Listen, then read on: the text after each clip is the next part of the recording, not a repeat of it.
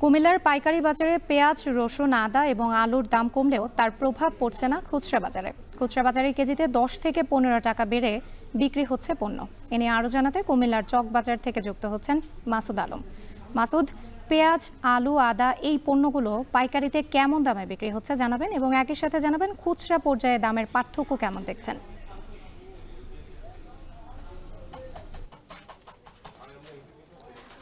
রাত্রি কুমিল্লার পাইকারি বাজার এবং খুচরা বাজারগুলোতে আসলে পেঁয়াজ, রসুন, আদা যে নিত্য প্রয়োজনীয় পণ্যগুলো রয়েছে সেগুলোর দরদাম কিন্তু অনেকটাই পার্থক্য দেখা যাচ্ছে। যে বিশেষ করে যেমন আমরা পেঁয়াজের বাজার যদি বলি, পেঁয়াজের বাজারে যে পেঁয়াজ পাইকারি বিক্রি হচ্ছে আপনার ৭৫ টাকা থেকে ৮০ টাকা, সেই পেঁয়াজ কিন্তু আমরা দেখেছি যে খুচরা বাজারে প্রায় ২৫ টাকা থেকে ৩০ টাকায় বেড়েই বিক্রি হচ্ছে। এছাড়াও যে অন্যান্য মশলা জাতীয় পণ্যগুলো রয়েছে যেমন রসুন, আদা এবং যে দারুচিনি বা লবঙ্গ, এই সকল পণ্য কিন্তু আমরা দেখেছি যে অধিক মূল্যে বিক্রি হচ্ছে। যদিও যারা পাইকারি ব্যবসায়ী রয়েছেন তারা দাবি করছেন যে যে এই নিত্য প্রয়োজনীয় পণ্যের দাম গত সপ্তাহের তুলনায় কিন্তু কিছুটা কমছে। বিশেষ করে তারা বলছেন যে গত সপ্তাহের তুলনায় পেঁয়াজের বাজার কমেছে প্রায় ২ থেকে ৩ টাকায়। আজকের বাজারে যে পেঁয়াজ তারা আপনার যে মান ভেদে, বিশেষ করে যে পেঁয়াজটার একটু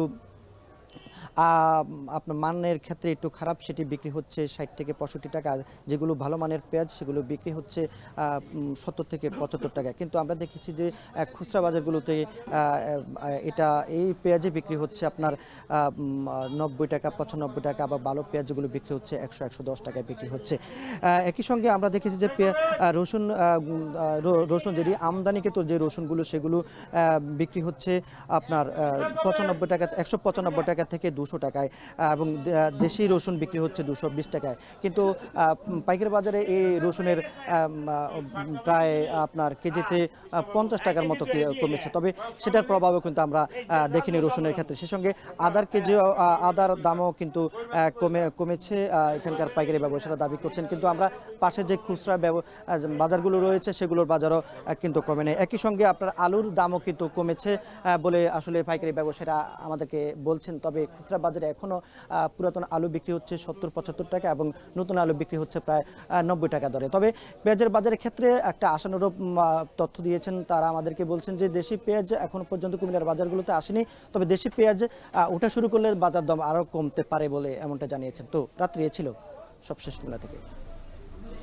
কুমিল্লার বাজার পরিস্থিতি নিয়ে বিস্তারিত জানাচ্ছিলেন সহকর্মী মাসুদ আলম। ধানের হাটে কমেছে সুগন্ধি ধানের দাম। গেল বছর ১ মণ ধান ২৬০০ থেকে ২৮০০ টাকায় বিক্রি হচ্ছে, এবছর তা বিক্রি হচ্ছে ১৮০০ থেকে ২০০০ টাকায়। এ নিয়ে বিস্তারিত জানাতে দুর্গাপুরের ধানের হাট থেকে যুক্ত হচ্ছেন রিফাত আহমেদ রাসেল। রাসেল, ধানের দাম কমার কারণ কি বলছেন ব্যবসায়ীরা?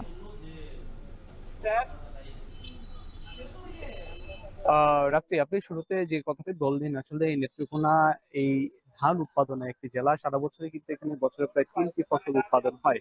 এর মধ্যে আসলে সুগন্ধি ধানের যে একটি বাজার, সেই ধানের বাজার কিন্তু এখানে বড় একটি বাজার রয়েছে। তবে এবছর কিন্তু এই বাজারে কিছুটা স্থবিরতা দেখেছি যে চলতি মৌসুমে কিন্তু বাজারে প্রায় গত বছর যে ধান বিক্রি হচ্ছে ২৬০০ থেকে ২৮০০ টাকায়, সে ধান কিন্তু এবছর বিক্রি হচ্ছে ১৮ থেকে ২০০০ টাকার মধ্যে। মূলত মহাজনরা বলছেন যে আসলে মোকামগুলোতে ধানের চাহিদা না থাকায় এবং বিশেষ করে সুগন্ধি যে ধানগুলো রয়েছে সেই ধানগুলো কোম্পানিগুলো ক্রয় করার ফলে কিন্তু বাজারে দাম একটু উঠানামা করে। এবছর কোম্পানিগুলো এখনো ধান ক্রয় শুরু না করায় কিন্তু ধানের এই দাম একটু কমেছে। তবে আরেকটা বিষয় যদি বলে রাখি, অন্যান্য ধানগুলো কিন্তু আজকের বাজারে কিন্তু সর্বোচ্চ দাম যাচ্ছে।